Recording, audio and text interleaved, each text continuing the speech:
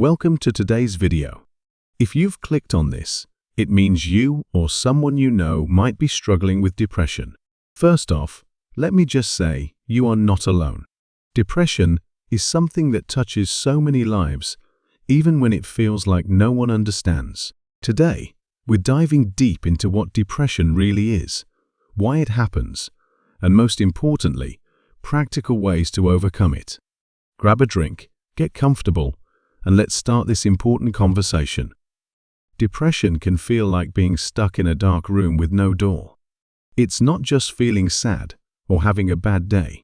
It's a persistent weight that makes even the simplest tasks feel impossible. If you've been there, you know what I'm talking about. And if you haven't, this is a chance to build some empathy and understanding for those who are. So, where does it all start?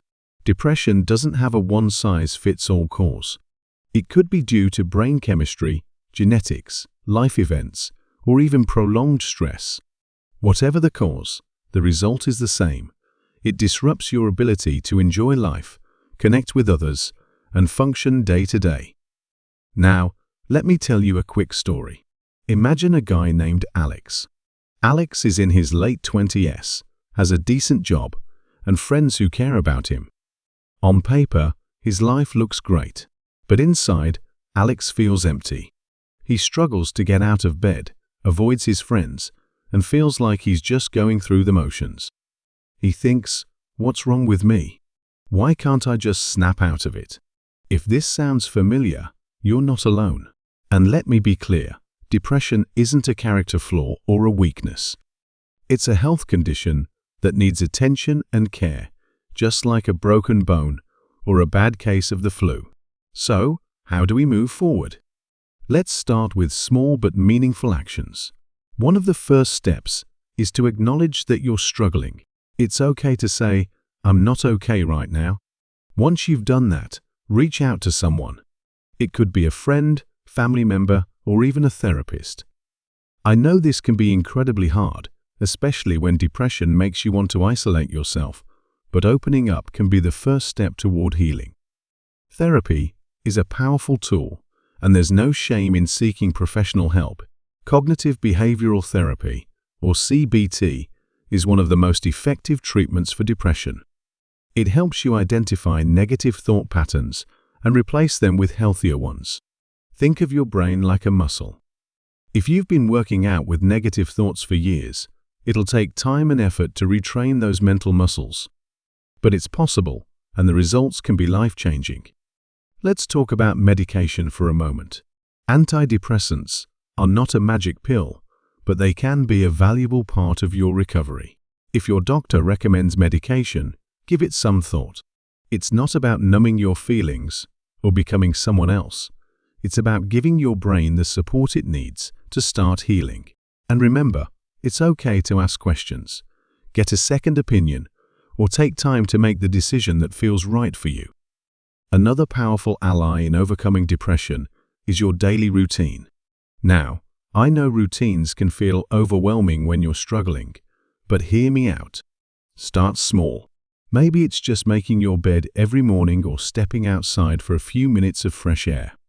These tiny wins can build momentum, and when you're ready, consider adding regular exercise to your routine. Exercise releases endorphins, which are natural mood boosters. You don't have to run a marathon. Even a short walk around the block can make a difference. Let's not forget about the power of nutrition. What you eat can directly impact your mood. I'm not saying you need to overhaul your entire diet overnight, but try to incorporate foods that support brain health. Omega-3 fatty acids, found in fish and nuts, are great for this. So are leafy greens, berries, and whole grains. And hey, don't beat yourself up if you indulge in comfort food now and then. Balance is key. One thing that often goes unnoticed in the fight against depression is the importance of sleep. Poor sleep and depression often go hand in hand, creating a vicious cycle. If you're struggling to sleep, try to establish a calming bedtime routine. This could include turning off screens an hour before bed, reading a book, or practicing relaxation techniques like deep breathing or meditation. Apps like Headspace or Calm can guide you through meditations specifically designed to help with sleep and anxiety. Speaking of mindfulness, let's explore that a little deeper. Mindfulness is about being present in the moment without judgment. It's not about pushing away negative feelings, but rather observing them without letting them take over. Practices like meditation, yoga, or even journaling can help you cultivate mindfulness. And if meditation sounds intimidating, start small. Even 1 minute of focusing on your breath can make a difference. Now, let's talk about connection. Depression often convinces you that no one cares, but that's the depression talking, not reality. Humans are wired for connection. Reach out to someone you trust, even if it's just to say, "Hey, I'm having a tough time." And if you don't feel ready to open up, that's okay too. Sometimes just being around others, whether it's joining a class, volunteering, or spending time at a coffee shop, can remind you that you're not alone.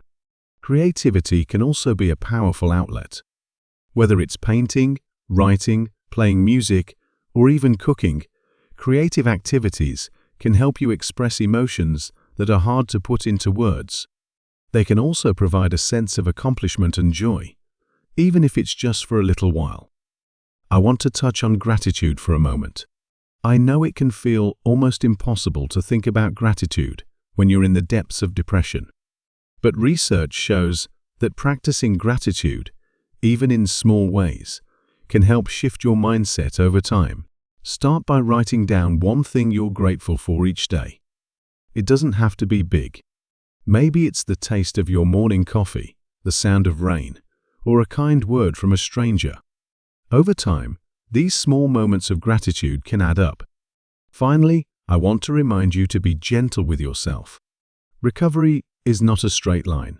There will be good days and bad days, and that's okay. Celebrate the small victories, like getting out of bed or making it through a tough conversation. And on the tough days, remind yourself that it's okay to rest and that this feeling won't last forever. If you're watching this and feel overwhelmed, take a deep breath. You don't have to do everything at once. Pick one thing from this video and try it. And if that's too much, that's okay too.